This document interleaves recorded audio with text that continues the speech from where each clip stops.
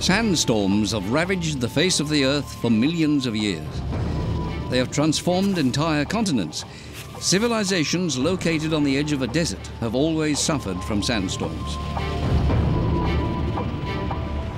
Despite all our advances in science and technology, this plague still drives people to the limits of endurance in the 21st century. But there are people who recognize that we bear some of the blame for sandstorms. They have declared war on this all-powerful enemy. 3,500 years later, sandstorms still pose a threat to humanity. Wherever there are deserts, there are sandstorms. And the deserts are growing rapidly. 20% of the Earth's land surface is already desert, a giant source of sandstorms. The world's largest deserts are in North Africa and in China. The Ningxia Autonomous Region, on the edge of the Tange Desert in China. Wang Yode, a specialist in fighting the desert sands, is on his way to visit his home village, or what's left of it. He's looking at a shallow dip in the sand. Just a few years ago, it was a river. As a small boy, he often played on its banks. His mother was a farmer. She tended land on the other side of the river. Its yield used to feed the family. 田也沙化了，植被也没有了，草原你看现在都弃耕了，现在过去的田都成了沙丘了，现在太荒凉了，太荒凉了，人就没办法生存。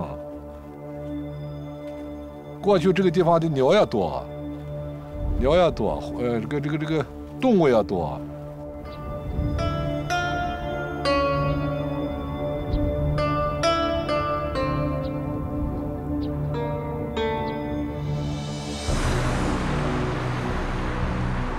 Beijing, a city of 11 million people, and every day there are more.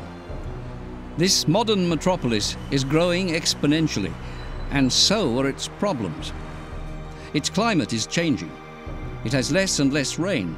Drinking water is running short, and sandstorms attack the city more and more often. The Chinese call the sandstorms yellow dragons.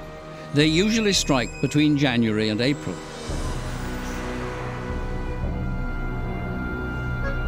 The wind freshens, and within a few minutes, the temperature drops 5 to 10 degrees. The sky darkens. Visibility gets worse and worse.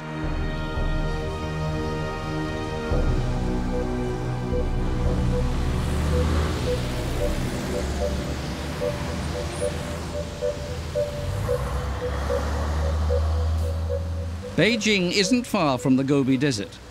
The Gobi sands are constantly on the move.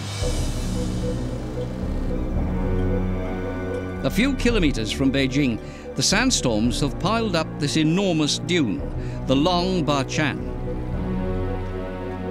Different winds converge here, dumping huge quantities of sand. It covers everything and destroys all vegetation.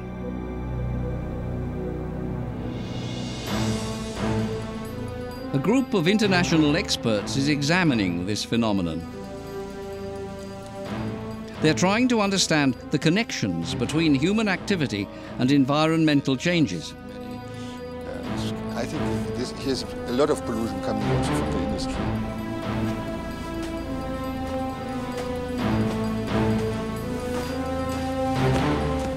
All over the world, similar changes are taking place. Fertile land is becoming desolate.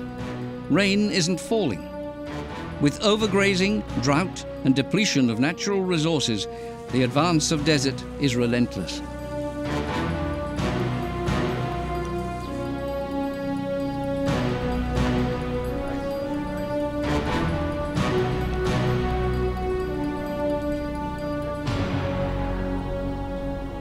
Kilometer by kilometer, the sand is swallowing up fertile land. China loses 3,500 square kilometers to the sandstorms every year. That's more than a small country like Luxembourg.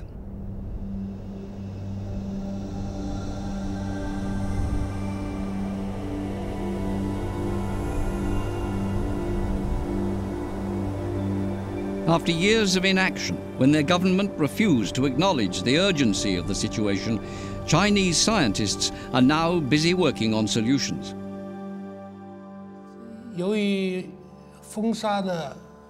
Researchers at the Beijing Forestry University are only too aware of the disaster that's taken place. Sandstorms and dunes are advancing across the country, burying homes and agricultural land alike. The sand is advancing in Ningxia and in Inner Mongolia, explains Professor Wang Lixian, a veteran of Chinese desert research. The government knows the sand is permanently destroying fertile land, land that's urgently needed to feed China's 1.3 billion population.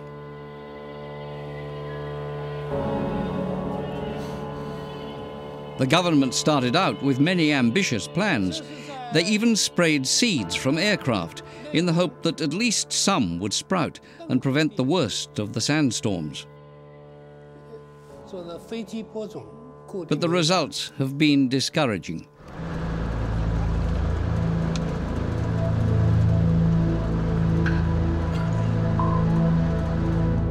Christoph Peisert is one of the experts advising the Chinese government. The German Society for Technical Cooperation, GTZ, is financing the international support group. Peisert has lived in China for nearly 20 years. He gives expert advice on how to grow trees in dry, impoverished soil.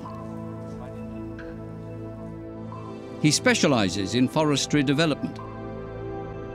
In the past few years, thousands of workers have laid down squares of straw in the desert sand, across several hundred square kilometers. Dry straw like this cannot grow, but it can protect small plants from the wind. The idea is for it to act as a brake on the storm winds, to give young plants a chance. But all too often, the wind destroys the straw barriers, and the desert warriors have to start all over again. Wang Yode is the leader of a work group. Now close to retirement, he's been decorated for his tireless work. But Wang isn't ready to stop. He's been fighting sandstorms and the encroaching desert all his life. He doesn't want to give up until he has won, at least in his own backyard. He's glad to have the help of the European experts. One of the scientists from GTZ is visiting to check on their progress. Wang tells her how his team protect themselves when a sandstorm takes them by surprise. 你看，我们这个地方的啥东西呢？就是沙尘暴来的时候，咱们职工造林都要把衣服顶到头上，沙尘暴来，然后走路以后呢，把这个桥都要遮到这个脸上，就是沙漠大的人都走不动，都看不见，前头有1米的路都看不见。哎呀，这个从我这20多年的治沙，我感觉难度很大，但只要我们有决心、有信心，是不可怕的，能战胜的。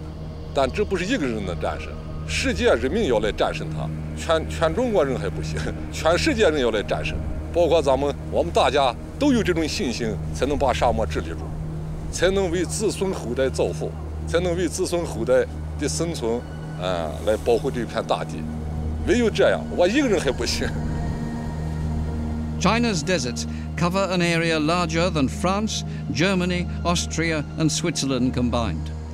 To plant them with vegetation is a colossal task, but the outcome isn't crucial to China alone.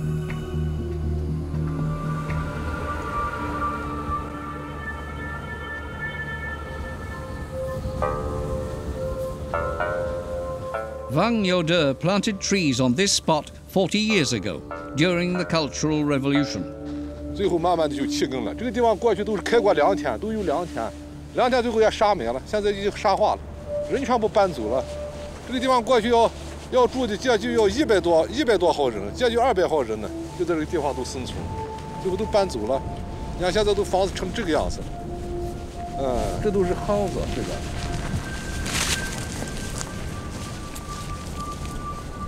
这都是人挖的地坑窑，每一天出来以后要从这儿要上，沙漠一来就把这个航速就蔓延了，人起床以后呢来就是把这个沙子就这样的爬的以后呢人超出这样的爬了出去，沙漠就把它埋得严严的。 Today, the whole region has dried up. There are no roots left to hold the last traces of moisture. When rain does come, it washes salt out of the stone, and that makes the little groundwater that remains almost unusable. By the time the Olympic Games open, Beijing is hoping to have solved its sandstorm problem. It plans to be safe and clean.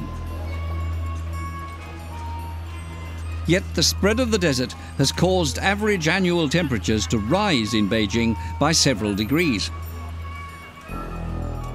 There are said to be plans to move this mega city and build a new capital in a more shielded location. Recently, Beijing experienced its worst sandstorm for 50 years. In the past, wind speeds greater than 130 kilometers an hour were recorded in Beijing once every 5 years. Now, sandstorms reach these speeds 2 or 3 times every year. So the government has taken further steps to get the sandstorms under control.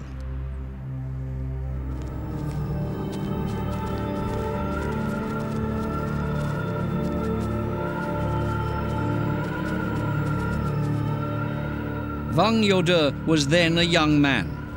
He knows that in spite of China's rapid growth, or perhaps because of it, the threat of famine still exists. His life goal, to defeat the desert, is a strategy for survival.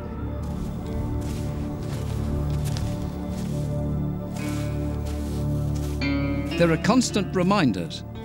Close to Lingwu, he finds the house he was born in. It's covered in sand, a meter deep.